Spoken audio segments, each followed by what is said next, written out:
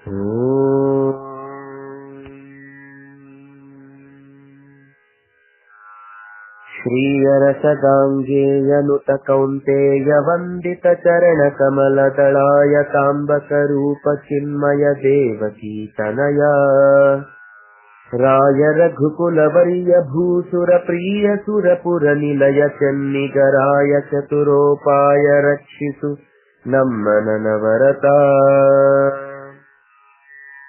ಎಲ್ಲ ಸಜ್ಜನ ಬಾಂಧವರಿಗೂ ಕೂಡ ಕೃಷ್ಣರಾಜ ಕೊಟ್ಪಾಡಿ ಮಾಡುವ ನಮಸ್ಕಾರಗಳು. ಶ್ರೀ ಕನಕದಾಸರ ಹರಿಭಕ್ತಿ ಸಾರದ 62ನೆಯ ಪದ್ಯ. ನಾವು ಸಾಗಿ ಬಂದ ದಾರಿಯನ್ನ ಸುಮ್ಮನೆ ಒಮ್ಮೆ ಹಿಂತಿರುಗಿ ನೋಡಿದಾಗ ಲೆಕ್ಕ ಮಾಡಲಿಕ್ಕಾಗದ ಅನೇಕ ತರದ ಜೀವರಾಶಿಗಳು, ತಾಯಿಯರು, ತಂದೆಯರು, ಅಲ್ಲಿ ಅನುಭವಿಸಿದ ಸುಖಗಳು, ಕಷ್ಟಗಳು, ಅನುಭವಗಳು, ಅದರಿಂದ ನಮ್ಮನ್ನ ಬೆನ್ನಟ್ಟಿಕೊಂಡು ಬಂದ ನಮ್ಮದೇ ಕರ್ಮಗಳು, ಇದೆಲ್ಲವನ್ನು ಒಂದೊಂದು ಕೂಡ ಒಂದೊಂದು ಕುಣಿಕೆಯಾಗಿ ಮತ್ತೆ ಮತ್ತೆ ಸಂಸಾರದ ಕಡೆಗೆ ಪಾಠಗಳಾಗಿ ಎಳೀತಾ ಇದೆ. ಇಂತಹ ಅನೇಕ ಆಪತ್ತುಗಳನ್ನ ಎದುರಿಸಲಿಕ್ಕೆ ಧೈರ್ಯ ಬರುವುದೇ ಸಾಧ್ಯ ಇಲ್ಲ.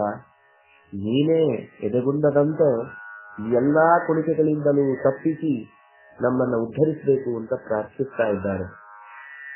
ಗಣನೆಯಿಲ್ಲದ ಜನನಿಯರು ಮೊಲೆ ಯುಣಿಸಲಾಪಯ ಬಿಂದುಗಳನದಲೆಡಿಸಲಳದೆ ಸಪ್ತ ಸಾಗರ ಕಧಿಕವೆನಿಸಿಹುದು.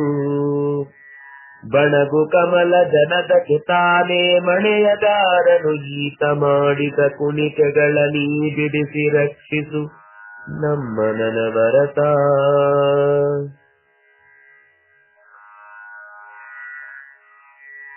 ಹೇ ಕೃಷ್ಣ, ನನ್ನ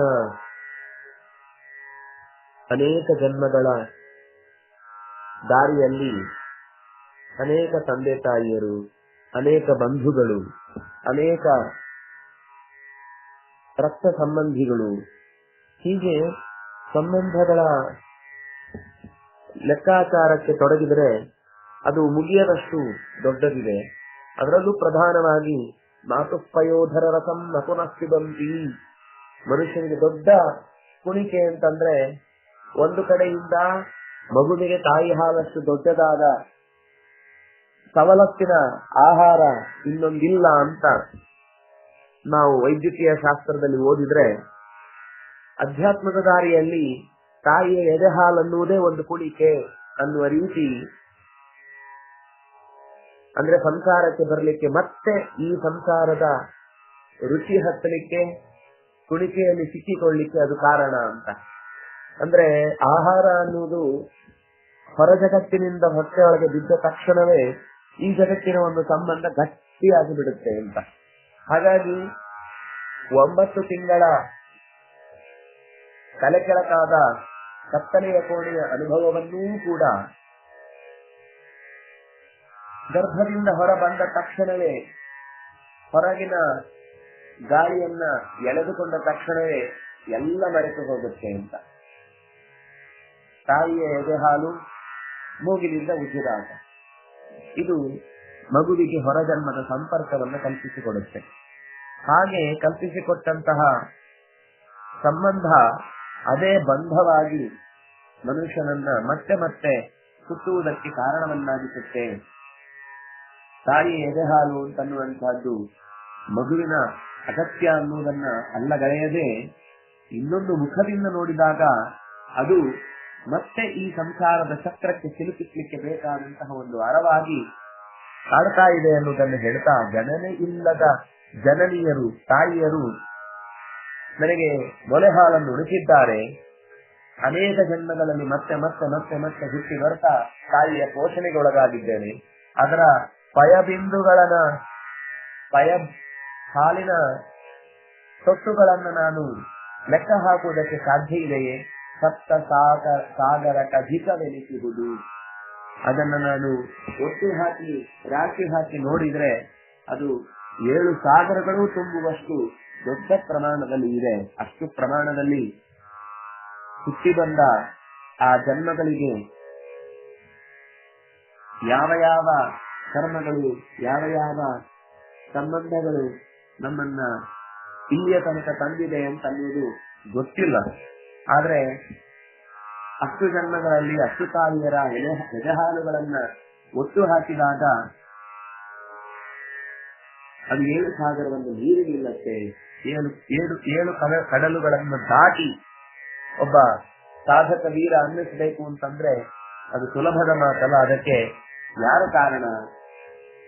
ಬಣಗು ಕಮಲಜನದಕ್ಕೆ ತಾನೇ ಮಳೆಯಗಾರನು.